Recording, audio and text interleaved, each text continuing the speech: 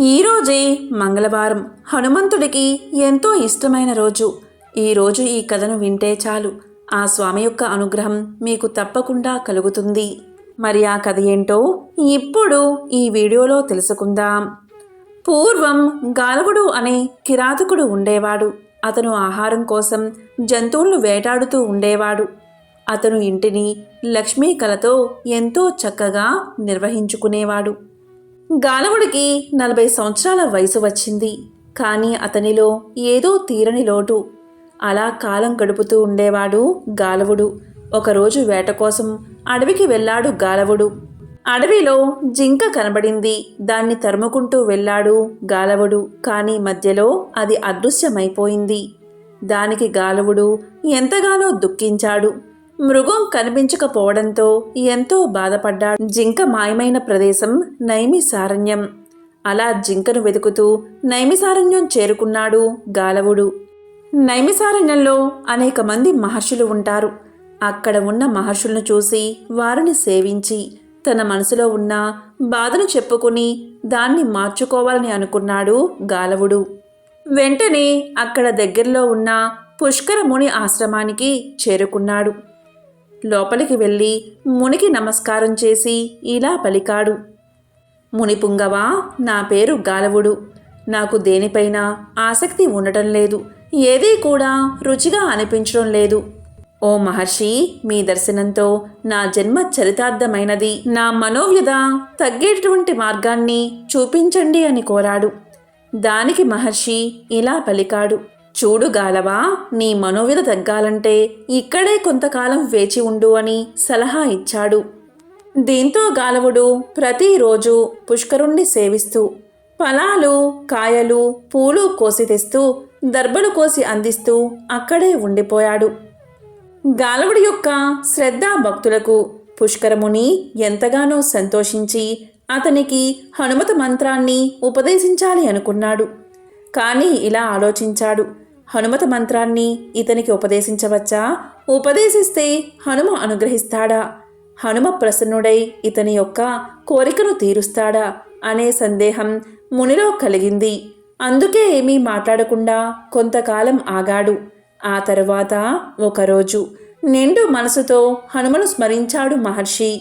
వెంటనే హనుమ అతని ఎదుట ప్రత్యక్షమయ్యాడు. ఆయన ఆకారం బంగారు యజ్ఞోపవేతం, స్వర్ణ వస్త్రాలు, రత్నాలు పొదిగినటువంటి చేతి కంకణాలు, పాదాలకు బంగారు కడియాలు, శిరస్సుపై రత్న ఖచ్చిత కిరీటం, బంగారు చిరుగజ్జులు ఉన్నటువంటి వడ్డానం. ఇలా ఆ స్వామి సువచ్చుల సమేతంగా కన్నుల పండుగగా కనిపించాడు. మహర్షి మనసులోని సందేహాన్ని గమనించాడు హనుమ. అప్పుడు హనుమ ఇలా పలికాడు. ఓ మహర్షి, గాలవుడికి మంత్రాన్ని ఉపదేశించడంలో ఏ సందేహమూ అక్కర్లేదు. ఎవరికైనా సరే నా మంత్రాన్ని ఉపదేశించవచ్చు. దాంట్లో కూడా కుల, లింగ భేదాలు ఉండవు. ఎవరైనా సరే నా మంత్రోపదేశాన్ని పొంది ఉచ్చరించవచ్చు అని చెప్పాడు హనుమ. ఓ మహర్షి, కానీ గర్విష్ఠులకి, లోబులకి, కృతజ్ఞత లేనివారికి, గురువు మీద విశ్వాసం లేనివారికి మాత్రం నా మంత్రాన్ని ఉపదేశించకూడదు అని హితవు చెప్పాడు. దీంతో పుష్కరముని మనసులో ఉన్న సందేహాలు నివృత్తి అయ్యాయి. అప్పుడు గాలుణ్ణి దగ్గరకు పిలిచి దగ్గరలో ఉన్నటువంటి పుణ్య జలాశయంలో స్నానం చేసి రమ్మని చెప్పాడు. వెంటనే గాలవుడు అతి భక్తిగా, మహర్షి, మీ పాదజలమే నాకు పవిత్రోదకం. అది గంగాది సకల తీర్థాల కంటే నాకు చాలా పవిత్రమైనది. గురు పాదోదకం సర్వ పాపాలను విముక్తి చేస్తుందని పెద్దలు చెప్తూ ఉంటారు కదా.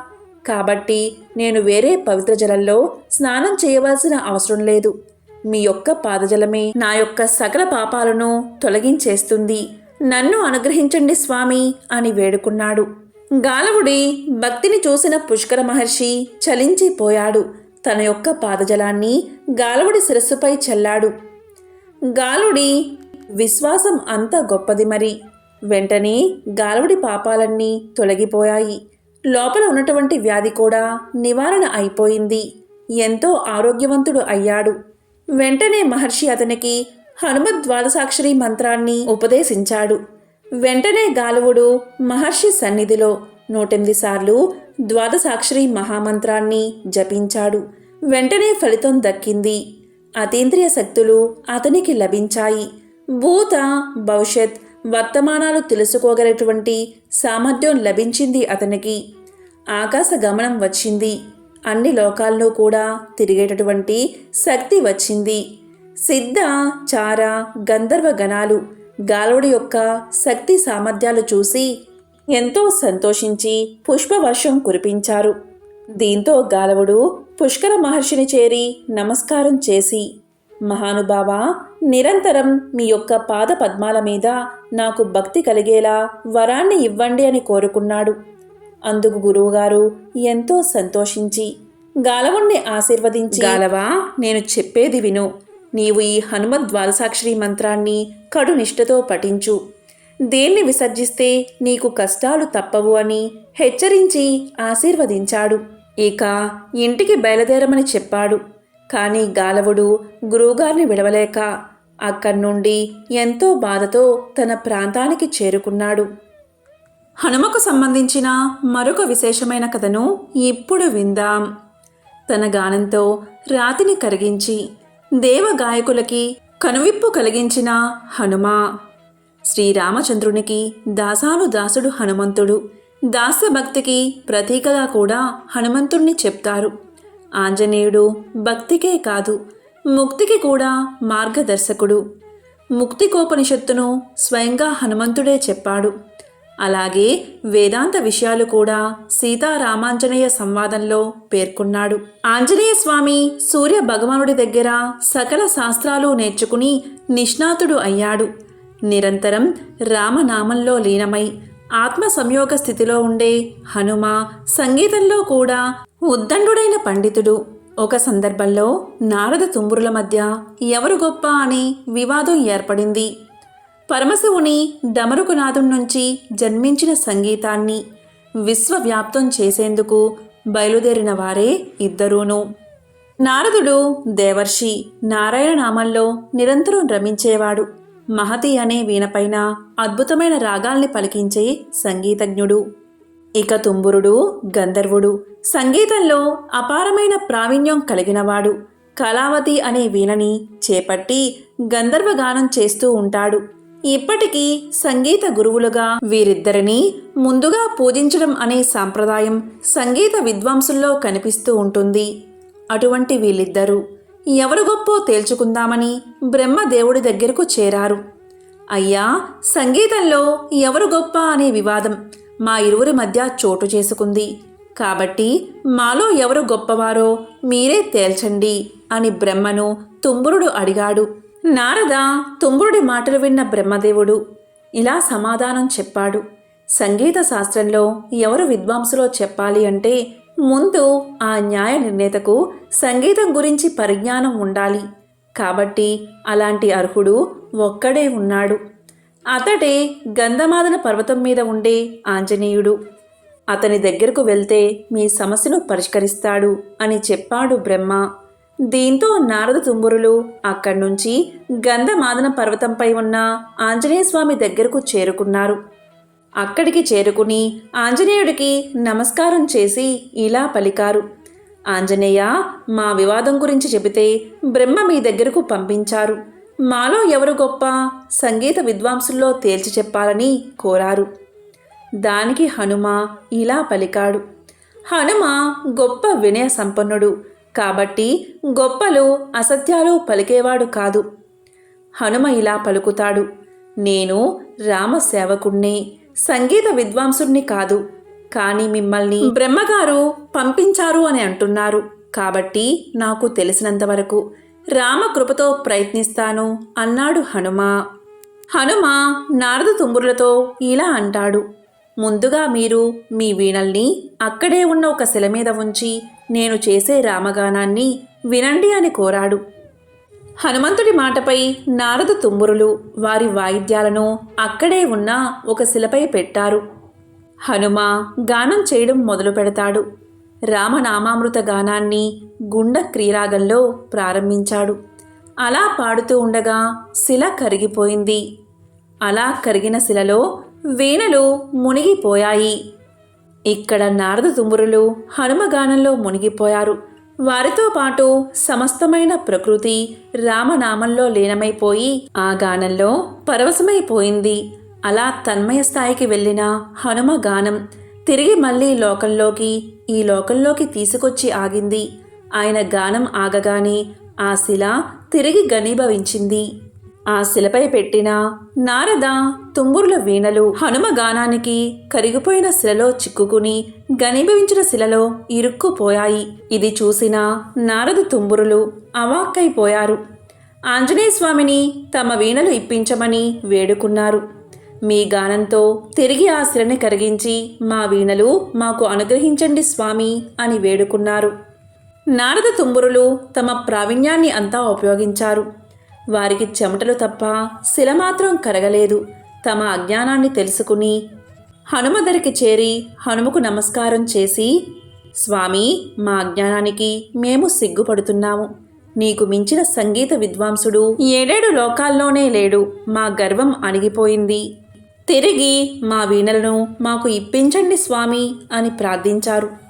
అప్పుడు హనుమ మళ్ళీ తన గానంతో ఆ శిలని కరిగించి వాటిని తీసి నారద తుంబురులకు ఇచ్చేశాడు. అలా హనుమ గానమహిమ ప్రపంచానికి తెలిసింది. ఒకసారి నారదుడు హనుమంతుడికి తాను వచ్చిన పనిని ఇలా చెప్పసాగాడు. హనుమ, పూర్వం అసి అనే రాక్షసుడు తపస్సుచే శివుణ్ణి మెప్పించాడు. వాడికి త్రిశూలరాముడు అనే కొడుకున్నాడు. అతను 1000 ఏనుగుల బలం కలవాడు. క్రూరుడు. వీడు శివుని కోసం గోదావరి తీరంలో ఘోర తపస్సును అనేక సంవత్సరాలు చేశాడు. తన బలాన్ని చూసుకుని గర్వంతో ఇతరులు కించపరిచేవాడు. తపస్సు చేసుకునే ముళ్లను బాధించేవాడు. దేవతలను ఇబ్బంది పెట్టేవాడు. దేవతా స్త్రీలను బలాత్కారం చేసేవాడు. దేవ ఋషులను కూడా చులకనగా చూసేవాడు. దిక్పాలకులందరినీ అధికారాలకు దూరం చేసేశాడు. పాపం, వాళ్లకు భార్యల దగ్గరకు వెళ్ళే సాహసం కూడా లేదు. నన్ను కూడా ఆ దుష్టుడు బాధ పెట్టాడు. భయం అంటే ఏమిటో తెలియని నాకు వాడి వల్ల భయం ఎక్కువైంది. మనశ్శాంతిగా తపస్సు చేసుకోలేకపోతున్నాను. ఇంక ఉపేక్షించి ఊరుకోవడం తగదని నువ్వు తప్ప వాడిని అదుపులో పెట్టేవారెవరూ లేరని నీ శరణు వేడ్డానికి వచ్చాను అన్నాడు నారదుడు. ఇంకా నారదుడు ఇలా పలికాడు, హనుమ పరాక్రమాన్ని ఒకసారి గుర్తు చేస్తూ. హనుమ, పూర్వం బదరికాశ్రమంలో నరనారాయణ ఆకృతి దాల్చి ధ్యానంలో నువ్వున్నావు. అప్పుడు రాక్షబాధ పొందుతున్న బ్రహ్మాది దేవతలు నరనారాయణుడైన నిన్ను శరణుజొచ్చారు. రాక్షసుల నుండి తమల్ని కాపాడమని మరీ వేడుకున్నారు. అప్పుడు నువ్వు గౌరీ శంకరులకు హనుమంతుడు అనే పేరుతో జన్మిస్తానని, సర్వ రాక్షస సంహారం చేస్తానని అభయాన్ని ఇచ్చావు. నీ మాటలు విని సంతోషించి నీకు కృతజ్ఞత తెలియచేసి దేవతలు మళ్ళీ తమ స్థానాలకు వెళ్ళిపోయారు. నువ్విప్పుడు మమ్మల్ని అనుగ్రహించాలి. త్రిశూల రాముణ్ణి వధించి లోక కళ్యాణం చెయ్యాలి అని నారదుడు విన్నవించుకున్నాడు. అప్పుడు హనుమ లోక కంటకుడైన వాడిని తప్పకుండా వధిస్తాను అని అభయం ఇవ్వగా నారదుడు దేవేంద్ర లోకానికి వెళ్ళిపోయాడు. ఇంద్రలోకంలో సుధర్మ సభలో దేవేంద్రుడు కొలువు తీరి ఉన్నాడు. త్రిశూలుణ్ణి వధించే వారెవరు అనే విషయం మీద అక్కడ చర్చ జరుగుతుంది. ఇంతలో దేవర్షి నారదుడు సభలో ప్రవేశించాడు. దేవేంద్రుడు సకలోపచారాలతో స్వాగతం పలికి ఉచిత ఆసనంపై కూర్చోబెట్టాడు. దేవగురువు బృహస్పతిని చూసి ఇంద్రుడు దైన్యంగా ఉండడానికి కారణమేమిటో అని అడిగాడు. అప్పుడు బృహస్పతి ఇలా పలికాడు, దేవర్షి, నీకు తెలియందేముంది? త్రిశూల రాముడు అనే రాక్షసుడు శివుడి వరబల గర్వంతో మమ్మల్నందరినీ పీడిస్తున్నాడు. దిక్పాలకులకి దిక్కు లేకుండా చేశాడు. యజ్ఞ హవిర్ భాగాలను ఇంద్రుడికి దక్కనీయడం లేదు. శ్రౌత స్మార్త కర్మలన్నీ భ్రష్టమైపోయాయి. నీ రాక మా అందరికీ ఊరట కలిగించింది.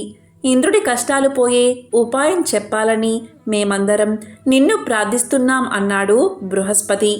అప్పుడు నారదుడు ఇంద్రుడి వైపు చూసి మనసులో శ్రీమన్నారాయణ్ణి ధ్యానించి ఇలా పలికాడు, దేవగురు బృహస్పతి వర్య, పూర్వం మీరు శ్రీ మహావిష్ణువును శరణు కోరిన సంగతి మర్చిపోయినట్లుంది.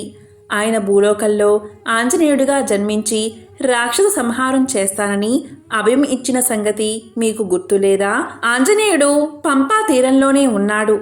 రాక్షస సంహారం చేసి మీ అందరికీ మేలు చేస్తాడు. హనుమను స్మరిస్తూ ఉండండి. నేను కూడా హనుమను దర్శించి త్రిశూల రాముణ్ణి సంహరించమని వేడుకుని వస్తున్నాను అని అభయమిచ్చి దేవర్షి వైకుంఠానికి చేరాడు. హనుమ కొంతకాలం పంపా తీరంలోనే ఉన్నాడు. ఆ సరస్సులో నిత్యం జలక్రీడలు ఆడుతూ పిల్లవాడిలాగా వినోదిస్తున్నాడు. ఒకరోజు అకస్మాత్తుగా సామగానం వినపడింది. తన పరివారంతో అక్కడికి చేరాడు. వానరులందరినీ మాట్లాడవద్దని హెచ్చరించినా వారంతా చెట్లు ఎక్కి కూర్చున్నారు. హనుమ కూడా ఒక వృక్షమెక్కి కూర్చుని ఉన్నాడు. దూరంగా పొదల చాటు నుంచి త్రిశూల రాముడు రావడం గమనించాడు హనుమ. వాడిని చూసి ఋషులు భయకంపితులవుతున్నారు. రక్షించేవారి కోసం దిక్కులు చూస్తున్నారు. రాక్షసుడు అక్కడికి చేరి కశ్యపాది మహర్షులతో, మీకు ఇంత ధైర్యం ఎలా వచ్చింది? నేనే లోకనాయకుణ్ణి. మీ యజ్ఞభాగం నాకే చెందాలి అని పళ్ళు పటపటా కొరికి హవిస్సును సంగ్రహించడానికి ముందుకు వచ్చాడు. అన్నీ చూస్తున్న హనుమ ఒక్కసారిగా చెట్టు మీద నుంచి రాక్షసుడి నెత్తిమీదకు దూకాడు. వాడు నేలపై పడిపోయాడు. మారుతిని గమనించి ఆకాశంలోకి ఎగిరాడు. తోకతో వాడి గొంతు బిగించి తిప్పి తిప్పి కొట్టాడు హనుమ. దెబ్బకి రాక్షసుడి చూపు మందగించింది. ముక్కు నుండి రక్తధారలు స్రవించాయి. రాక్షసుడి భుజాల మీద ఎక్కి కూర్చున్నాడు హనుమ. హనుమ సాహసానికి ఆశ్చర్యంతో ముళ్ళు చూస్తున్నారు. మారుతిని కింద పడేయడానికి వాడు విశ్వ ప్రయత్నాలు చేస్తున్నాడు. రాక్షసుడు హనుమ తోక పట్టుకుని గిరగిరా తిప్పాడు. దీంతో ముళ్ళు భయపడ్డారు. హనుమకు ఆశీర్వచనాలు పలికారు. వాడు హనుమ వాలాన్ని పళ్ళతో కొరికాడు. రాక్షసుడిని తన్నుతూ పిడికిలతో గుద్దుతూ వాడి ప్రాణాలకు ఎసరు పెట్టాడు హనుమ. తన్ని చంపడానికి సాక్షాత్తు నారాయణుడే కపి రూపంలో వచ్చాడని తెలుసుకున్నాడు రాక్షసుడు. పరిగెత్తి కొండల మధ్య ఉన్న స్ఫటికశిల చాటును దాక్కున్నాడు. వాడి వెంటపడి అక్కడికి చేరి గుండె క్రియారాగం పాడాడు స్వామి హనుమ. ఆ రాగంతో స్ఫటికశిల కరిగి నీరైపోయింది. అక్కడున్న త్రిశూల రాముణ్ణి వెంటనే చంపి దేవముళ్లకు ఆనందం కలిగించాడు. ఎంతో పవిత్రమైన విశేషమైన ఈ కథను మంగళవారం రోజు విన్నా, చదివినా, చెప్పినా, వినిపించినా సకల శుభాలు కలుగుతాయి. జన్మల దోషాలు తొలగి కోటి జన్మల పుణ్యం వస్తుంది. జై హనుమాన్, జై శ్రీరామ్.